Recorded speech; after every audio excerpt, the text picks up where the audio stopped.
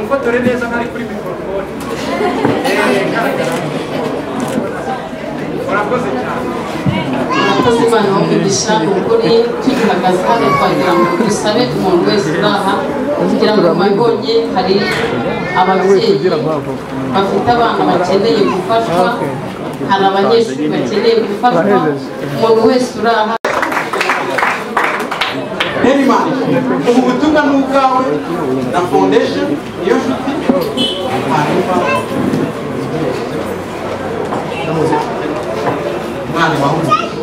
hanyuma dukora dutashye babize kuri niyo nshuti foundation igomba gukomera ikarenga. Njyewe mfite mama wanjye nitwa Joseline Mukagatete, njye ngira mama mami ndagukunda cyane kandi urukundo wanyeretse ntabwo nzabipfusha. Haleluya. Njyewe mwumvishe mugenzi wanjye kuvuye hano aravuze ati nkiri mu buraya pasiteri yari yaranyemereye ko azambera umubyeyi, siko bimeze. Hanyuma iyo ni iminyago twagiye dukora ku muhanda aho twahoze, nanjye ndi umwe mu bantu bahoze ku muhanda. Haleluya. Ndi umwe mu bantu bahoze nanjye ku muhanda, ariko mbonana na pasiteri Theogene, hari n'ikiganiro kiri ku Nzahuke twakoranye, namusezeranyije yuko abo nasize ku muhanda mu buraya nzajya njya kubabwira ubutumwa nkabazana kuri Yesu. Hanyuma njyewe genocide ikimara kuba mu gihugu cy'u Rwanda, nagiye mu rumogi kuko nari mbuze ababyeyi bose, yaba kwa data yaba kwa mama, mbura ikintu icyo ari cyo cyose. Ariko nkihurana na Pastor Theogene yanshyikirije umudamu we, aramubwira ati akira uyu mwana nawe mu wacu.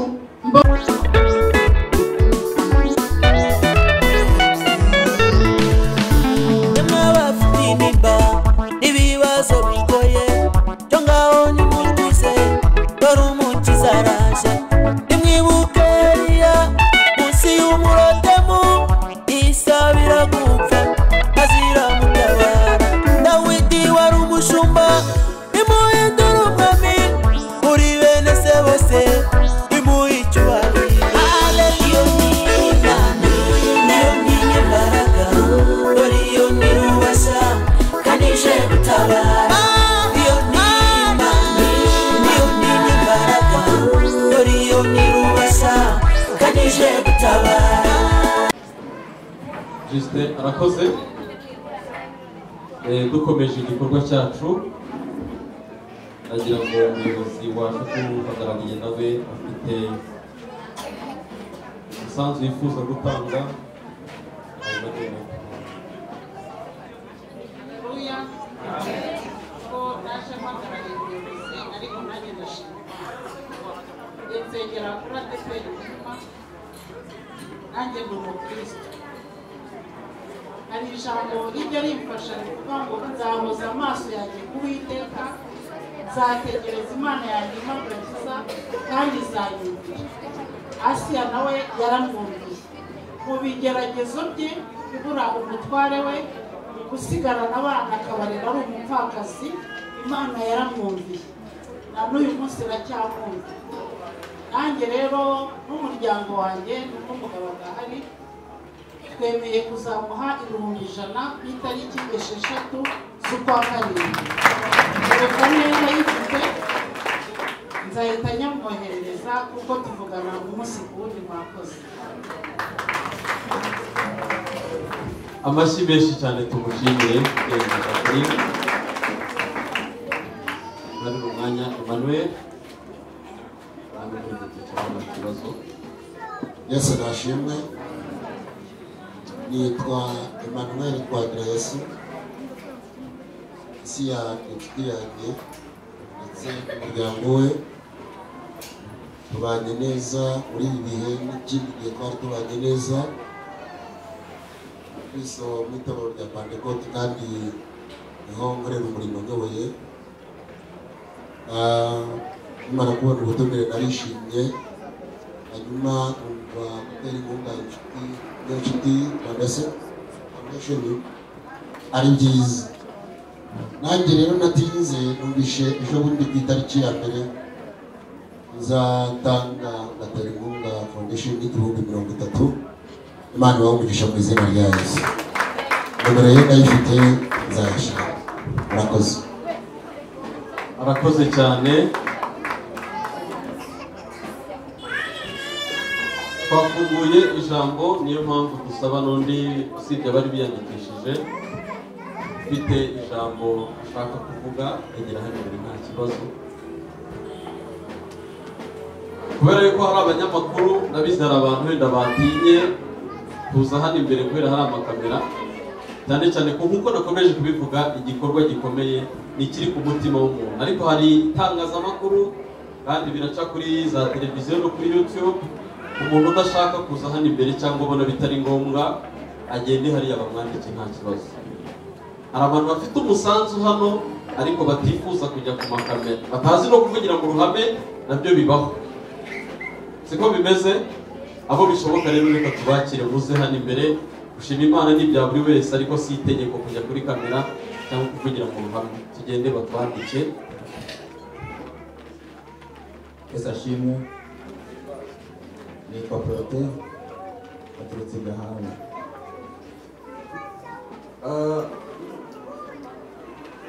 Uyu mugabo iyo nshuti Eugene ntabwo nari muzi imbere hose, ntaho nigeze nsengera ngo akore umurimo w'Imana nanjye mpari, ariko namukurikiraga online. Akitaba Imana rero jewe byanyanze mu nda, amakuru namenye ankora ku mutima, shakisha amakuru yose neza ku buryo ndi buyimenyere inkuru y'imvaho. Maze kubimenya ko byabaye reality cyangwa se byabaye impamo, ubundi ubusanzwe ndi umuririmbyi, mu muhanzi, nandika indirimbo zo kuramya no guhimbaza Imana. Nahise nicara ndabanza ndandika indirimbo, maze kuyikora njya muri studio ndayikodinga. Ni indirimbo abenshi baraza kuyumva, n'uwajya kuri YouTube yayisangaho, ariko icyo gihe ntabwo nashoboye kuyigezaho nashakaga kugera. Uyu munsi rero nifuje kongera kuyitanga bundi bushyashya. Niba bishoboka mama Pasteur yaprodinga kuri channel, icyo yakwinjiza nubwo byaba ijana, icyo yakwinjiza bifashe Foundation y'inshuti. Imana ibahe umugisha. Nta kindi mfite, ariko icyo mfite ndagitanga.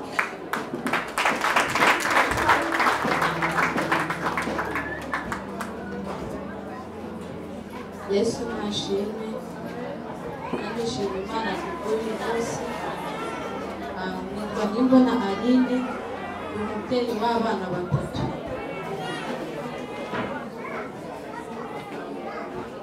Akiriho ajyaga amubwira ati ntuzamfashe ariko uzambere umubyeyi, akambwira ngo warigwanye umukobwa mwiza, kubera ko yari abizi ko Imana yankuye mu buraya ikampereza ubuzima bwiza. Nanjye kuri icyo gikorwa cya Foundation nemeye 50,000 ku itariki ya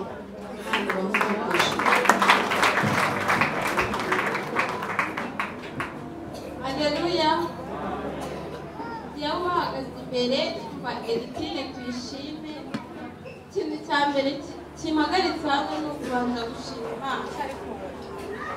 Uyu mubyeyi numvaga byancanze kuko narangije kwiganira kubona akazi, ngeze aho mva ndihebye biranze, mpitamo gushaka nimero ye ndamwandikira kuko numvaga afite icyizere cy'uko ansengeye bishoboka yuko hari ikintu Imana yankorera.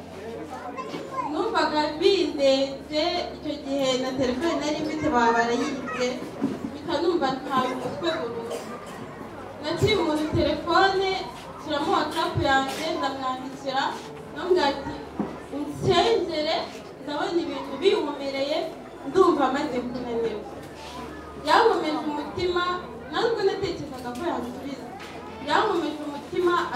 ngo humura Imana izamujyana neza kandi izagufasha gutera. Iryo jambo kuva yarimbwira guhera uwo munsi numvise ngize icyizere mu buzima bwanjye, ariko bamaze gushyiraho urubuga twahuriyemo nari mfite amafaranga make ashoboka kuri telefoni, ndavuga ati reka nyatangane umutima utuje kandi ndabizi ko ari icyo Imana izahita inkorera. Muri ubwo kwizera rero ndashima Imana ko ejo yahise yitangurura isubiza telefoni. Icyo ni ikintu nshimira Imana. Rero bitewe n'uburyo mbizi ko abanyeshuri bagorwa cyane, nanjye ndi umwe mu bantu baciye mu buzima bukomeye bw'ishuri, kubura amakayi, kubura bike, aho mpagaze aha ngaha nanjye nimiye ko nzahereza abana 10 amakaramu. Murakoze cyane. Haleluya. Ngewe reka nsabe mama wanjye aze, ntabwo mbonye ababyeyi gutyo mwabyumvishe. Nge rero ntabwo ndi imfubyi, ngira mama ari we uyu nguyu. Hanyuma muri iyi foundation tubamo tuzi gukora imirimo y'amaboko tukaba twabona icyo ari cyo cyose. Nanjye muri iyi foundation buri gihe cy'amashuri nzajya mpa abana 10 amakayi. Murakoze mama wanjye, ndagukunda kandi ndagusezeranya kutazasubira mu buraya pe.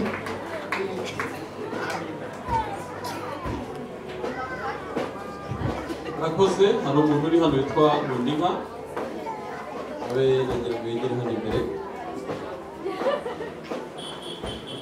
Fabien nawe wegere hano imbere, dusabe worship team. Rundinka abanze, harakurikiraho worship team mwitegure mu kanya mu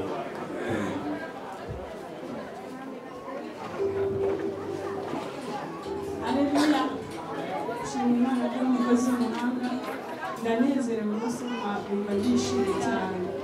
Ikintu cya mbere banza kuvuga ndasaba mu Asiya igire hino. Ni umubyeyi mwiza cyane, ni umubyeyi ushobora guhamagara akakumva mama pastor yagushaka. Ni umubyeyi yewe buriya reka mbabwire, umuntu ugutega amatwi akakumva akaguhamagara, wamuhamagara akaguha kuri akaguha umwanya. Ni ukuri mama pastor Imana igugisha kandi uzabigumane. Ni umubyeyi mwiza, ndamuga atuye umuntu wese ushaka kuruhuka ajya muruhukiraho. Umuntu wumva akeneye umuntu wamutega amatwi ajya muhamagara. Rero ni inshuti yanjye cyane kandi buri munsi tuba turi kumwe, nanjye ku kanyenyeri ampamagara mpari buri munsi nkora icyo nzajya mbwira nzajya numva nuko. Murakoze cyane, ndagukunda.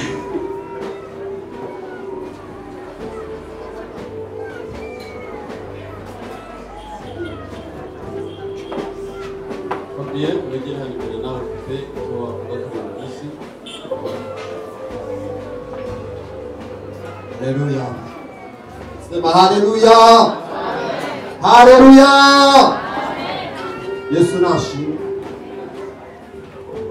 Ndishimye kuri uno munsi, mfite umunezero mwinshi cyane mu mutima wanjye. Amazina yanjye nitwa Isabayo Fabien.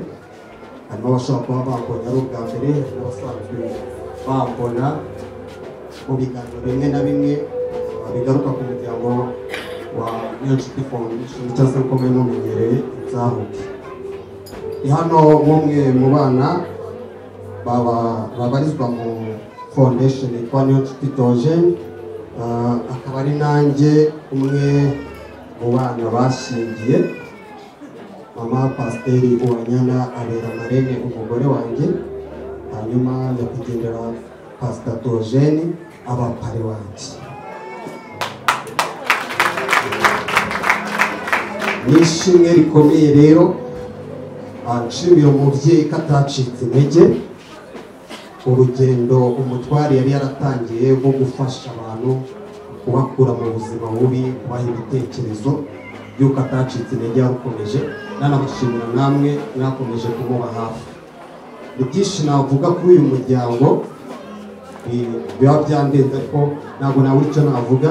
Icyo nenda kuvuga ni uko nshimye Imana, nshimira umubyeyi Mama Pasiteri Uwanyana Asia katacitse intege, naho umuntu twari we akimara gutabaruka ntabwo yadutereranye. yakomeje kutuba hafi mu bujyanama mu bushobozi bwe buke yabaga afite. Nanjye musezeranya umubyeyi mwiza, narabikubwiye inshuro nyinshi, sinzigera mutenguha, nzakomeza kukubera umwana mwiza, nzakomeza kukuba hafi mu buryo bwose bushoboka ubw'imbaraga, nzakomeza kukuba hafi, aho uzakenera kuntuma nzasimbuka nk'umusore mugerereyo kandi byihuse, sinzagutenguha. Kandi natwe mubo mwafashaga tuzakomeza gukora nk'abagabo kugira ngo n'abandi batazabona ko mwabwiye ubusa, kandi tuzabigeraho kubera Imana ikomeje kugushyigikira, kandi natwe turahari ku bwanyu, tuzakomeza kubabera abana beza, ntabwo tuzabatenguha, tuzaharanira kuba abagabo kugira ngo ibyo mwifuzaga gukorera abana b'Abanyarwanda, ibyo mwifuzaga ko ari abana b'Abanyarwanda bagera aho bagera bazahagera. Nanjye ndasa neza, urabona ko ndakeye, ariko ni ukubera ko nahuye n'abajyanama beza, nahuye na Pastor Togene, byarancanze nta cyerekezo cy'ubuzima, mfite ubuzima niberagamo, ariko mpuye n'umujyanama mwiza, ambera umujyanama mwiza, amba hafi mu bitekerezo, aranshyigikira kugeza ubwo narongoye, ngakora ubukwe, ngafata ku idarapo, ngasezerana imbere y'Imana, ngahesha ikuzo ababyeyi banjye. Ubwanjye ntabwo nari kubyishoboza, nta n'ubwo izo nzozi nari nzifite, ariko bose nageraga mu muryango wo kwa Pastor Togene, nabonye ubuzima kandi mfite icyizere ko nzagera kure, kubera ko ndi mu maboko meza y'abajyanama beza, y'ababyeyi beza. Imana ikomeze kubaha umugisha, ukomeze kuba hafi y'umubyeyi. Turi ibihamya by'ibifatika ko hari icyo bakoze, ni nayo mpamvu iyi foundation bayifunguye, twe turi ibihamya byo ko hari icyo bakoze, kandi bazakomeza gukora ibyo bakoze, kuko noneho babonye ubuzima bwatuze. Imana ikomeze kuguha umugisha mubyeyi mwiza, nifuza ko twafata ifoto y'urwibutso nk'umwana wawe. Mu gihe bagifata ifoto y'urwibutso, muraho neza, turishimye cyane kuba aha ngaha, turishimye cyane. Ibi rero mwebwe murimo murabireba gutya, ariko igihe cyose gitangira kiba ari gitoya. Njyewe nagiye mbibona mu minsi, mu myaka iri imbere, mbona izaba ONG ikomeye cyane, na ni governmental organization. Mbona izagira amamodoka menshi, izatanga akazi ku Banyarwanda n'Abanyarwandakazi, izagira amadepo, izagira amaofisi, izagira n'umushinga uzaguka cyane. Mukomere amashyi.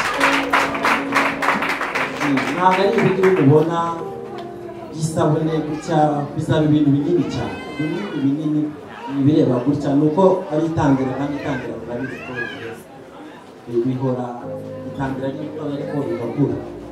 Ikigaragaza ko rero bizaruka nuko byagiye bihuza abantu bo mu bice bitandukanye, kandi biranagera kure hashoboka. Kandi uko ubuyobozi bwacu buratubwira tugomba kwigira, tudateze inkunga z'amahanga, natwe ubwacu Abanyarwanda ni ukuzamurana kugira ngo hatagira iwacu isigaye inyuma. Ubwo rero Marene, nivuga Marene ntabwo muvuga neza, uyu aba mushiki wanjye, ariko tukaba dufatanyije, dufite n'abana twashyingiye, ari Marene nanjye ndi pare, dore umukobwa we nguyu, dore barasa, mubakomera amashyi, dore barasa neza, barasa neza cyane. Ubwo rero uyu mumama mu buryo ateye arakunditse cyane, kubera yuko iyo munavugana, niyo waba ufite ikibazo ukamugisha inama, akugira inama ukumva kirakemutse, ubwo urumva muri we afitemo amagambo meza akomeza abantu, agira inama abantu. Rero niyo mpamvu tugomba kumushyigikira, bitari uruhu gusa, ni nomero murayitunga, urumva YouTube he yose muzajya mugenda murushaho gutera inkunga, kandi ibikorwa bizagere kure. Hanyuma rero njyewe umugore wanjye twabiganiriyeho, arabizi turagerageza tugerageza, ariko wowe mwami wanjye ukunda urabizi, Yesu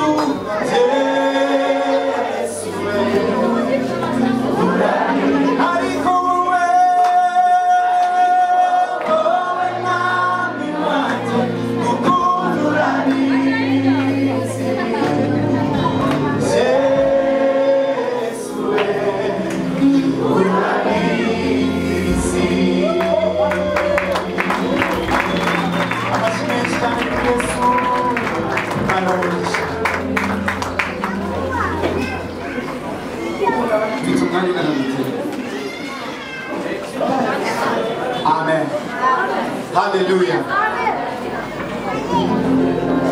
Uwiteka yishurira Yakobo yuko Yosefu akiri mu rwobo atapfuye yari kumukuramo akamuzana mu rugo kandi yari gushima Imana avuga ko imugiriye neza ariko kuko Imana idatekereza nk'abantu yabonye ko kubabana akajya ku kiriyo akarira nk'uwapfushije ntacyo bimutwaye kuruta uko Yosefu aza bakazicwa n'inzara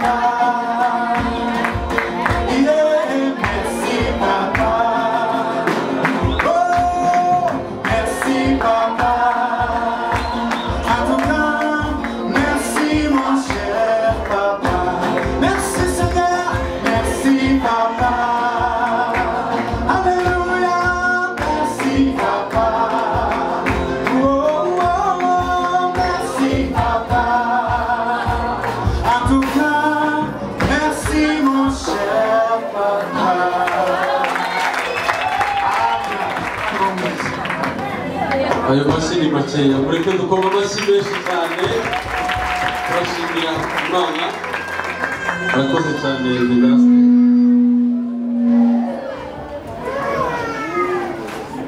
mu mwanya tugezemo rero nk'uko twumvise ibikorwa bitandukanye nk'uko twumvise ibikorwa byihariye nk'uko nakomeje kubivuga kandi iyi niyo Nshuti Foundation ni ya twese ibikorwa birakorerwa rusange ngira ngo nk'uko mwabyumvise nubwo Uwanyana Asia n'umuryango we babarizwa mu itorero rya ADP ntabwo niyo Nshuti Foundation ibereyeho abo muri ADP ibereyeho umuryango nyarwanda n'inyungu z'umuryango mugari ariko hari bimwe mu byo yavuze byavuze ku mutima nanditse ahantu nshaka kongera kubibutsa bitewe n'uko hano hari abantu bifuza gushyigikira niyo Nshuti Foundation hari n'abandi bari hanze y'u Rwanda cyangwa n'abandi batageze hano ariko abari hano tuza kuyishyigikira mu buryo buri nayo hari abamaze kutubwira gahunda tuza guhamagara n'abandi muri hano, cyane cyane ko mwabonye ko iyo Nshuti Foundation ntabwo nubwo batubwiye target bafite, ariko mwabonye ko hakenewe ibikoresho byaba iby'abana, birimo iby'isuku, umuryango, nubwo batanze iriya sheke yo gutanga ubwisungane mu kwivuza cyangwa mutuelle de santé, hakenewe uruhare rw'ibifatika n'ibidafatika. Mu byo nyewe numvise rero byankoze ku mutima cyane cyane kurushaho ni intego bashyize imbere zirimo gufasha abana bahoze ku muhanda, gufasha imiryango ikennye, gufasha urubyiruko rutishoboye, gufasha abangavu babyariye iwabo, gufasha abagore batishoboye, kwigisha no kugira inama abana bishora mu biyobyabwenge ndetse n'ibijyanye n'ubuvuzi. Ibyo hari ibyo dushoboye mu buryo bw'amafaranga, hari ibyo dushoboye mu buryo bw'isanamitima, ariko hari n'ibyo dushoboye mu buryo bw'ibifatika. Uyu munsi ushobora kugurira abana pampa, ushobora kubagurira isabune, ushobora kubagurira amavuta, ariko tutirengagije ko Leta y'u Rwanda yoroheje ibijyanye n'uburezi bwaba ubw'ibanze cyangwa n'ubwisumbuye bitewe n'icyiciro umuntu arimo, ariko by'umwihariko tuzi ko nubwo ubwo burezi byaba byoroshye, abana bakenera ibikoresho birimo amakayi, amakaramu, iniforme, minerval n'ibindi bitandukanye. Ibyo byose rero biri mu byo niyo Nshuti Foundation izakora ku bw'inyungu z'abanyarwanda twese, kandi ibikorwa bireba uturere twose. Nubwo uyu munsi turi muri Gatsata cyangwa mu karere ka Gasabo, niyo Nshuti Foundation ntabwo izareba abana bo ku muhanda ba hano Nyabugogo gusa cyangwa muri iki gice turimo, ni mu Rwanda hose, ariko by'ingenzi mu rwego rw'umuryango. Ndetse no mu byo nateze amatwi kandi mu bagenerwabikorwa namwe mwabonye aha ngaha, barimo abana bahoze ku muhanda, imiryango ikennye, urubyiruko rutishoboye, abakobwa babyara iwabo, abagore batishoboye n'ibindi bagiye batubwira bitandukanye. Ushobora kuba wowe utarabinyuzemo, bitarakubayeho, bitarageze ku muryango wawe, ariko ukumva ko kugira ngo ubuzima bw'umwana uri ku muhanda, kugira ngo ubuzima bw'umukobwa watewe inda w'umwangavu buhinduke, harimo uruhare wagira. Nabivuze gitangira, uruhare rushobora kuba ibifatika cyangwa ibidafatika, ariko mu bihari byose nitwibagirwe isanamitima. Hari abantu uyu munsi bagifite ibikomere by'amateka, hari abantu uyu munsi bagifite kwa kuzahazwa n'ubuzima kubw'impamvu z'ibyo utahisemo, kubw'impamvu z'ibyo utagiyemo kubera umuryango wawe, kubera imibereho. Ariyo mpamvu dufunguye mikoro kugira ngo buri muntu wese ushaka gutanga umusanzu wo gushyigikira ibikorwa bya Niyo Nshuti Foundation aze guhabwa umwanya. Ufite icyo wavuga, nawe ufite icyo wavuga. Mu bagabo bari hano Imana yagiriye neza, biragoye ko wakugira umuntu amashimwe, muzareke nyiri inkuru aba ari we uyivugira. Nagira ngo duhere ku mugabo wicaye hano witwa Aimable, afite umusanzu ukubiye mu ijambo ubwe aza kwivugira, kugira ngo n'abandi tuze kubaha umwanya muri iki gikorwa kigezweho. N'abandi bifuza gutanga umusanzu, turatanga mikoro kugira ngo mugire ijambo muvuga. Dusabe n'abashinzwe izo gahunda muri Niyo Nshuti Foundation, ubishinzwe abe hafi kugira ngo aze kutwandikira, aze kudushyirira ku rutonde abo bantu kuko nabo gushimirwa. Haleluya. Murakomeye. Yesu ashimwe. Mwihangane ndakoresha ururimi rumenyerera rw'abantu muri ADPR kuko ni umukristo wo muri ADPR, kandi by'umwihariko muri ADPR niho namenyaniye n'umukozi w'Imana. Umukozi w'Imana mureba hariya, ariko si uwo mureba hariya, uri mu mitima yacu, wasigaye imbere muri twebwe. Haleluya. Wasigaye imbere muri twebwe, wo twumva amaraso ye adutemberamo, Niyo Nshuti Theogene. Ntabwo ndi aha ngaha ngo mvuge ibigwi, ngo mvuge ibyo yakoze, kuko nta muntu twabona wo kubivuga. Ariko mu by'ukuri dushimiye Imana kubw'umudamu we, Mama Pasteur Mesiya wakomeje uyu murage we, tukaba tugize byibuze amahirwe yo kubona aka kanya. Njye by'umwihariko njye ntabwo ndi buvuge byinshi, ndivugira ibindeba ni ibingibi. Uriya mama pasiteri uzi neza ko yaraherutse i Muhanga mu minsi ya nyuma, hamwe na korali Gahogo hari imbere ya gare bahakoreye iterane nk'iki ngiki cyo gufasha abana b'imfubyi, ariho yicaye akabwira abana ati bana bato, ati ntabwo Yesu yabakuzaho, hariya kantu na n'ubu baracyakazirikana kandi kabaremyemo icyizere. Ntabwo bisaba ibintu byinshi, birasaba ngo ubone mugenzi wawe wifatanye nawe, wishyire mu mwanya we, nurangiza wumve ko Yesu atabukuzaho. Mu by'ukuri aho niho nyuma twaje guhura turaganira, ndamubwira ariko ni byiza, ese wowe ko mubona gutya wavutse gutya ntiwari ni impanuka, none se kuki wakoze impanuka ntumwe n'abandi? Ni nyine Yesu yagiriye neza. Ati rero reka mwereke, tuzashaka ahantu duhurira twicare tuvuge ku mirimo y'Imana. Ndamwemera, ndamubwira rwose ni nta kibazo n'ibinkundira, ariko icyo gihe nari nkiri ku Gatara ntibyaca bikunda, ariko ndavuga ngo umunsi umwe nzaza aho nzamusanga simpazi, aho tuzahurira simpazi byibuze. Icyo gihe nabaga i Muhanga, ariko ubu narimutse ngina i Kigali. Nyuma y'uko naje gushakisha kontakite y'umudamu we, ngerageza kumuhamagara, yabaga ari bize ku buryo bwashobokaga bwose biranga. Hari umukozi w'Imana naje kubona ahantu, musaba nimero ze, amuzana we turavugana, namwemereye ko nzamusura mu rugo, kandi mu by'ukuri nzabikora kugira ngo ndebe bariya batipe, bariya bakomando, bariya baryaga, kandi ngo abigenza gute akaba kararangiye.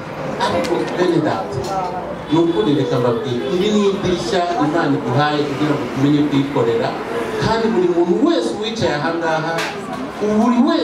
ahangaha, uwamuha ngo avuge yagira icyo avuga. Wenda niyo utaba ufite icyo utanga, ariko wagira umutima. Burya ikintu cya mbere umukozi w'Imana watubwirije yatubwiye ngo umutima utazirikana ni mubi, kuzirikana bizana umugisha. Njye rero ntabwo ndi hano ngo mbwire Patrick ngo nzatanga iki, ariko kirahari, nzakimubwira namusuye n'umuryango we mu rugo nk'uko nabyemerewe, nk'uko dufitanye gahunda. Nanjye ubu ngubu umwaka utaha nzaba ndi kwizihiza yubile y'imyaka 25 ishize nakiriye agakiza. Mu bikorwa rero numva nanjye nteganya gukora, nzamusura n'umuryango we, ariko agatambaye mushimiye, kandi nsabye Imana yo mu ijuru kubikomereza amaboko, kandi namwe hanyuma namwe bibagereho, ariko muzirike kudashima, kubingaye. Reba nawe warafashe umwana ukamurihira, ukamuha amashuri akiga, yarangiza ukabona ahise yurira indege aragiye, ntanakuguriye na fanta yo kunywa. Reba aba bantu bavuye ku muhanda twarebaga ahangaha, barebe. Reba ukuntu uyu mudamu ejo bundi uzajya kubyara yari yishimye, afite umutima ushima Imana. N'abandi nawe uhagaze aho ngaho, uko wambaye, uko umeze, ari Imana yagukuye. Ijambo ry'umukozi w'Imana uyu nguyu ryatumye imitima yacu iruhuka. Ariko niba mu by'ukuri ntabwo twishyuje, ariko mu by'ukuri washaka yanakwishyuza nonaha, akavuga ngo zirikana iby'Imana yagukoreye, nawe ugira icyo ukora. Mama Pasiteri, ukomerezaho, kandi Imana iragushyigikiye, nawe turi kumwe, haba mu buryo busanzwe. Nanjye nkorera afite foundation y'abantu bafite ubumuga, nyobora ikorera hari Gikondo. Ntabwo ariyo nje kuvuga none ahangaha, ariko ni ukukubwira ngo ibikorwa by'ubugira neza ukora ntucike intege. Turi kumwe, tuzakomeza kungurana inararibonye paka igihe cyose Imana izaba idufitejeje ubuzima turi muri iyi si. Imana iduhane umugisha, reka nombe n'abandi bavuge, ariko muzirikane neza y'Imana. Gusa njye ku ruhande rwanjye ndaba nitangiye 50,000 byo gushyigikira ino foundation. Arakoze cyane Aimable. Ndagira ngo sabe Evangeliste Valentine na bagenzi be nabo bafite umusanzu wabo bifuza gutanga, tubahe mikoro bagere hano imbere nabo muri kumwe.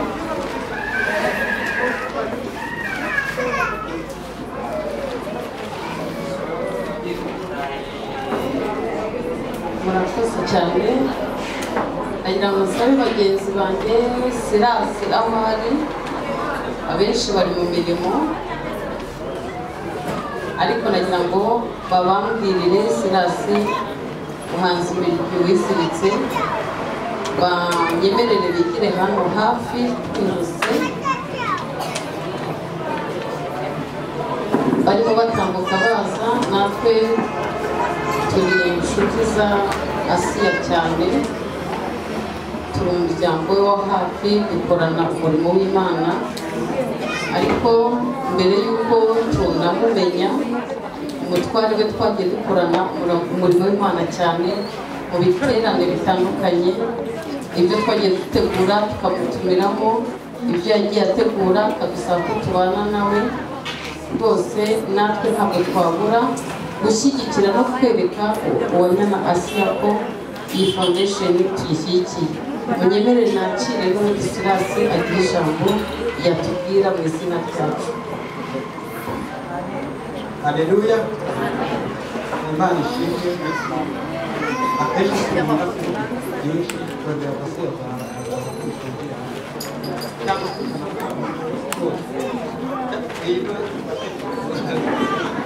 ariko Asiya ni umubyeyi mwiza si twe gusa twabivuga kugira ngo twese twicaye hano kubera ko ari umubyeyi mwiza kandi ibikorwa ni byiza. Amen. Umuntu mwiza rero aba akwiye gushimwa mu ruhame twaba duhari cyangwa tudahari n'abandi bose baramushima. Amen. Niyo mpamvu yatubereye umubyeyi mu bikorwa hari byinshi tubana marabizi bidukora ku mutima rero gusa sinahabira iyi ni intambwe